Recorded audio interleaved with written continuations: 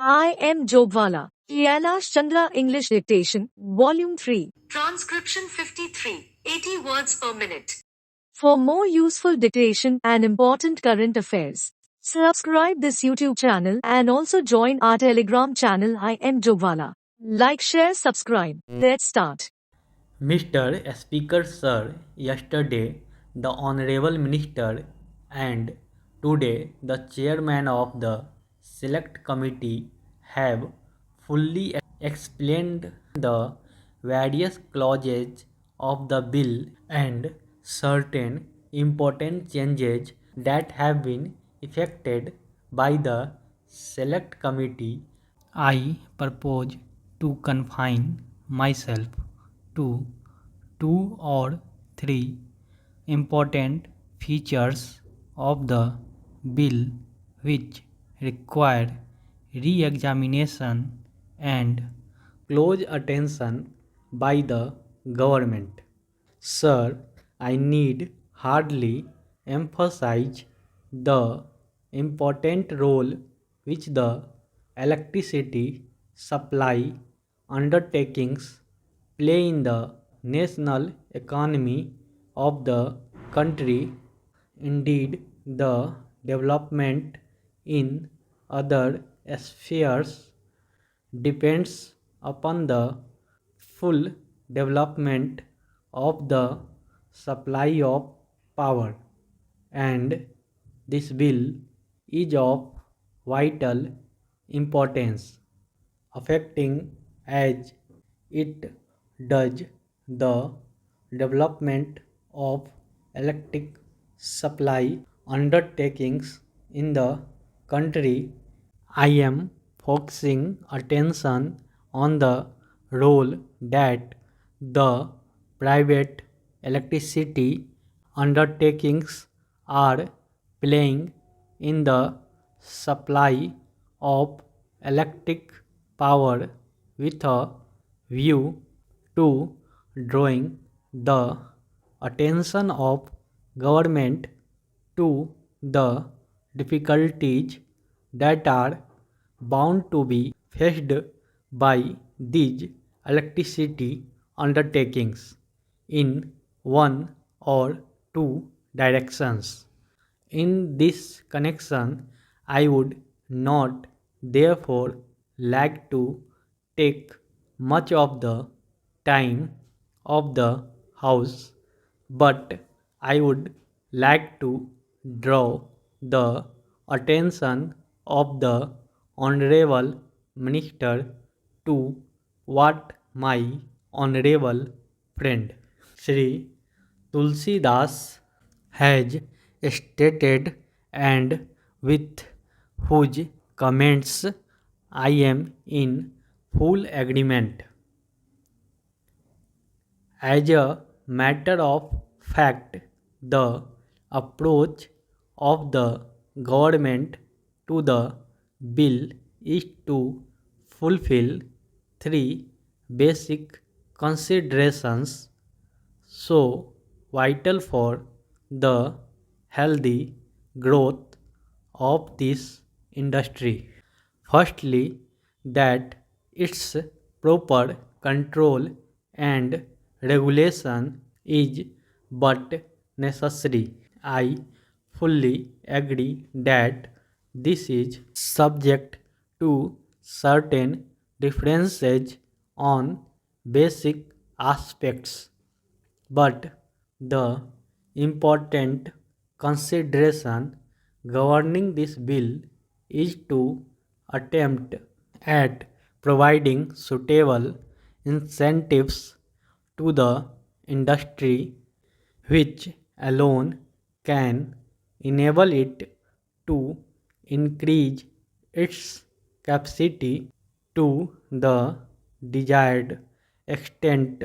Therefore, I would like to refer to the incentives as provided in the bill and to the need for liberalizing the clause in respect of the fair return to the investors in these undertakings.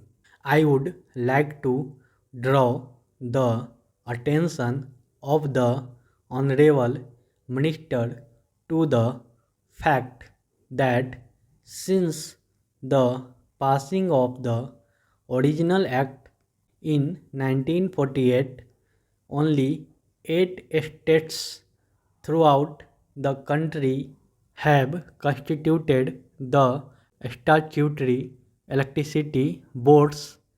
Among these states are Madhya Pradesh, West Bengal, Tamil Nadu, Kerala, Rajasthan, Punjab, Odisha, and Maharashtra, and therefore we find that many of the states have still to constitute these electricity boards. I would like to know from the Honorable Minister why in the matter of the constitution of electricity boards many of the states have not implemented the provisions of the bill, and what the central government have done to ensure that these electricity boards are constituted in all the states as desired in the provisions of the original act. Perhaps it may have been the problem of taxation which some of the states may have in view while not proceeding with the constitution of the electricity boards. But whatever might be the reason, and even as far as this question of taxation is concerned, the central government may have to lay down some sort of subvention or such other assistance as is found necessary. I think that this matter of the constitution of the electricity boards throughout all the states is of vital importance and should be looked into by the central government to ensure that necessary steps are taken in the remaining states for the constitution of these boards. I would now like to say something about the deferred taxation reserve about which the Honorable Minister yesterday said that the amendment regarding this have been brought forward at the instance of the Federation of Electricity Undertakings. The whole complication arises due to the fact that the provisions of the Income Tax Act and the provisions of the Electricity Supply Act are contradictory to each other.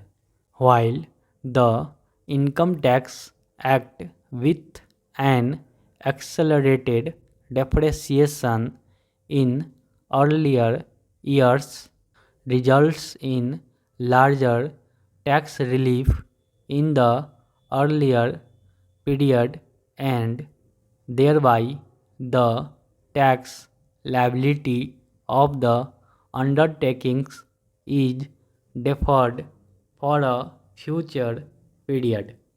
The electricity Supply Act restricts the provision of depreciation to a much lesser degree, and to that extent the profits of the electricity undertakings in regard to the income tax development and depreciation rates are restricted.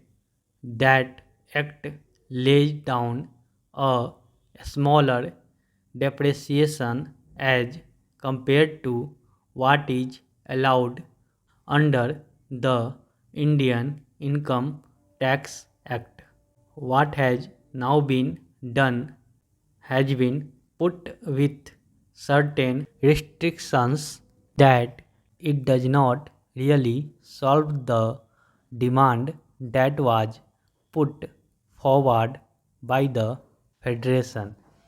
As a matter of fact, if the electricity undertakings should have been allowed to set aside that reserve for taxation liability for future years out of the profits which they earn year by year, out of the rate increase which they have put into force from time to time, that would have met the needs of the situation, but the clause as it has emerged would rather create more difficulties than solve them, and it has